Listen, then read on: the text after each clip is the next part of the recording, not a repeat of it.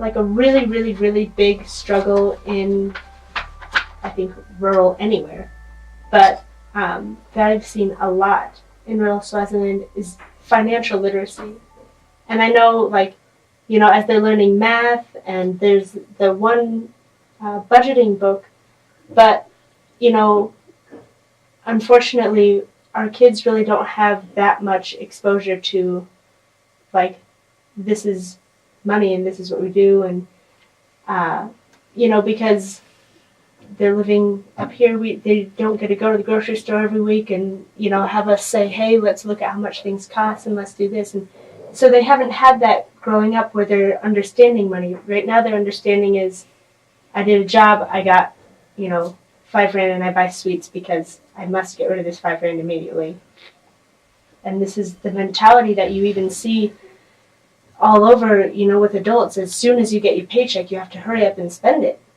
And, how are there more materials to start getting that into kids while they're young? And is there more stuff we can be doing now to try and build that financial literacy and the understanding of budgeting and saving and the cost of living and all that?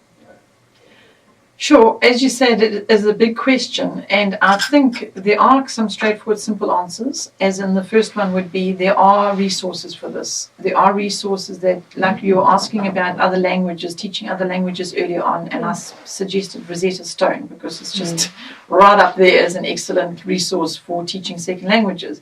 I'm not sure about the African languages, but you can research that and find lots of second languages available, I hope. When it comes to financial awareness and stewardship and management, you're talking financial now, not learning maths and learning about you literally specifically talking about the financial well-being and teaching them the skills that they're going to need in their adult life for managing finances. Now, there are resources available for that are specifically biblically focused resources. And there's quite a variety. So I'm not going to be able to point you in the direction of a specific one, but because it's a need that you have discovered that needs to be met, I would suggest you did some research regarding that. However, from Oikos, the way we would answer that question would be, so that would be a very curriculum-based, specific teaching resource that you could find to give you some aids in helping to pass this on. But in Oikos, the way that we have dealt with that is entrepreneurship. That is a very strong vein line in Oikos, is the whole entrepreneurship side of things, which we haven't really touched on today. But entrepreneurship, for starting from when they're very, very little and getting them to make things within the orphanage, things of need, that then you have a little market and then they sell those things, and then you start doing a whole analysis, like we had to outlay this much capital to get the resources we needed to then go sell the little pot plants or whatever at the market, and then this is how much we got and this is how much is left now. What's left we need to reinvest, that whole cycle, that whole picture. That can happen without a resource, without a physical resource to enable you to do that, and from as young an age as possible. So you start with them in the children's home doing that, and then you just expand and expand and expand until eventually you've got the young adults that are actually creating their own income, that are bringing in an income, but because the children's home is the finances for the income, for the capital to start with, then a bit of that goes back into the children's home, because as what would be rental or space or something, all for the sake of teaching them how it actually works, and how if they're going to run a shop in town, they're going to have to pay for the space for it, and so on and so forth. So I believe that it's a very good question you asked, because I think it's I'm so glad you asked it, because I didn't speak about entrepreneurship today, and I believe it's one of the elements of what should be in a children's home that would be able to be beneficial to the children and the children's home and the financial well-being of the children's home, because you can have these little self-made little businesses going on within the children's home, but they're being guided and directed by people that have financial wisdom and sense, and being able to teach them the necessary skills they need, the necessary steps they need to take with managing those finances. That's how I would go about that. It's a lot of time and effort and management and what have you, but it works.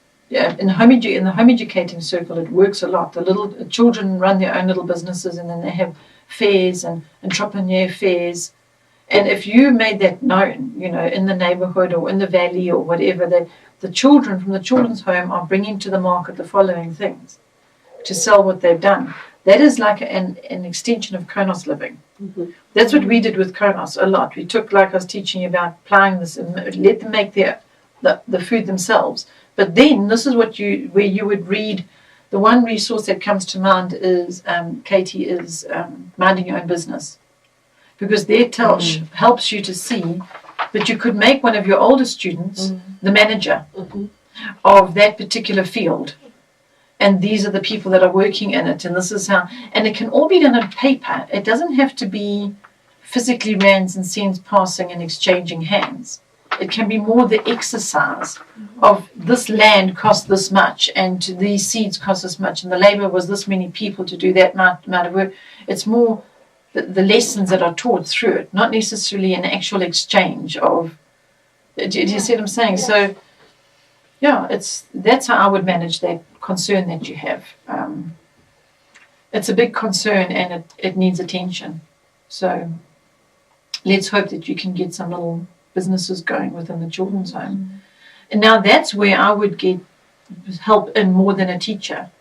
If you hear what I'm saying, you see, it's somebody to help manage that whole leg of the children's ministry, entrepreneurship, small businesses, somebody to manage that whole thing, and that's their portfolio, would be more effective, I would think, in the lives of the children and equipping them, because the concern that you have is very real. It's a very big one, and it needs attention, and it's really good that you've noted it, and that you see that it needs attention. It's vital.